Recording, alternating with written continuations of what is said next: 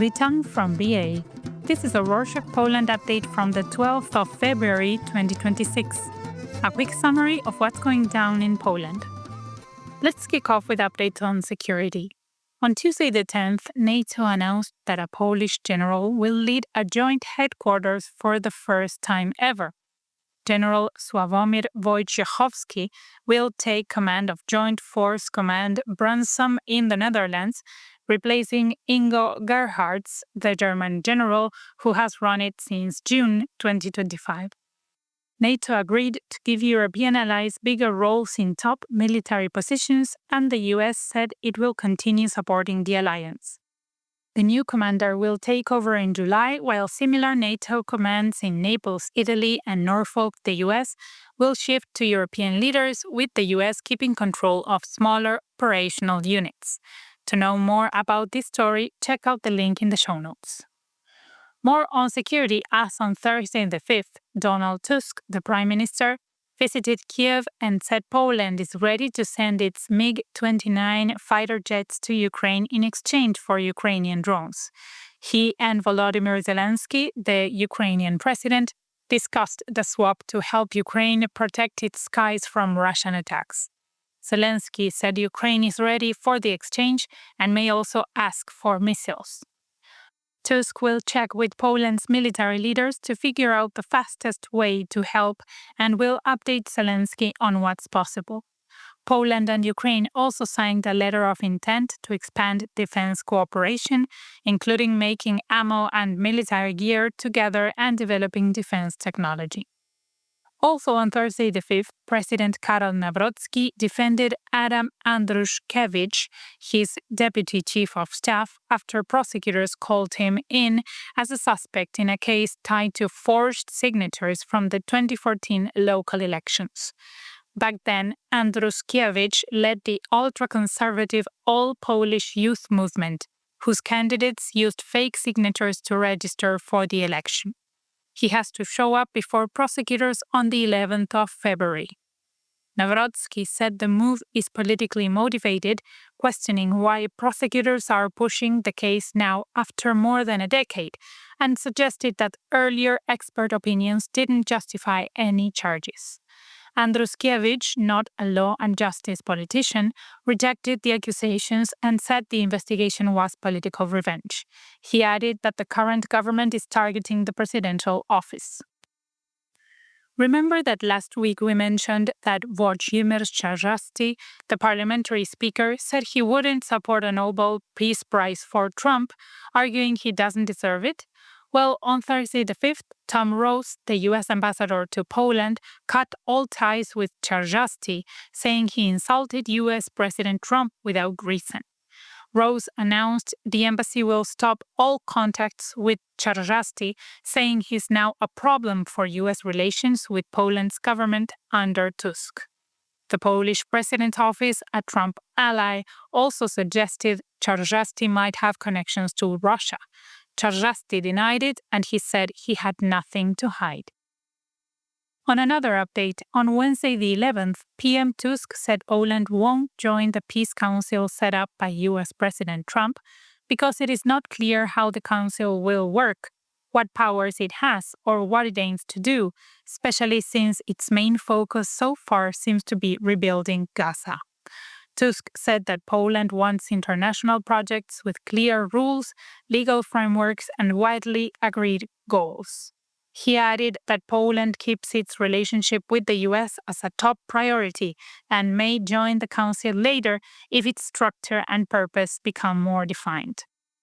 Switching gears to local updates, on Tuesday the 10th, the group trying to recall Aleksander Mijalski, the mayor of Kraków, southern Poland, and a member of the Civic Coalition, said they've already collected over 40,000 signatures in just 2 weeks. They've got 45 more days to hit their target of 100,000. While the campaign says it's non-political, opponents like the Law and Justice Party, the Confederation Party, and the local political group Kraków for Residents are helping out. Critics accuse Mijałowski of city debt, nepotism, sloppy audits, broken promises, and unprofessional behavior, like dancing on the city hall roof to a song with vulgar language. Mijałowski calls it a political rematch and brags about higher city income, local projects, and better transport after his election win. Next up, on Monday the 9th, the Polish delivery company InPost announced that investors are buying the company and will pay about $18.90 for each share. The deal values InPost at around $8 billion, about 50% higher than its price of the 2nd of January. InPost will keep running independently after the deal under its own brand, with headquarters and key staff in Poland, and work with FedEx on a fair, market-based partnership to help expand its reach.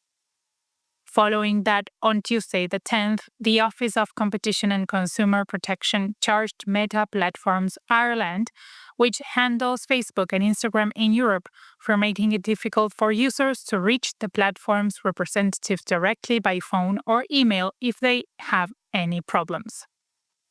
The agency said that users need quick, direct support for problems like hacked accounts, payment disputes, or losing access to services. Facebook and Instagram route users to help centers and online forms instead of offering email or phone contacts. These forms often handle only certain issues, prevent real dialogue, and don't give users copies of their submissions, making complaints hard to track. In business news, on Tuesday the 10th, Bytom, southern Poland, kicked off the Premises to Start program, giving about 90 commercial spaces to people starting a business or planning to open one. Rent is just 1 zloty, 28 US cents, per square meter, 11 square feet for the first 3 years. The program is open to both locals and people from outside Bytom who have a good business idea but limited funds. The Bytom District Labor Office will also grant up to 48,000 zloty, about $13,500, which businesses can use to set up or equip the space. Applicants need to show a business plan, relevant experience, financing details, possible job creation, and proof that they don't owe the city anything. What's new on the agricultural front? On Monday the 9th, the Agency for Restructuring and Modernization of Agriculture said livestock farmers can get some of their animal insurance money back. It covers cattle, pigs, sheep, goats, horses, or poultry kept on owned land, as long as farmers took out the insurance on or after the 1st of January 2024. Applications are open from the 9th of February to the 10th of March.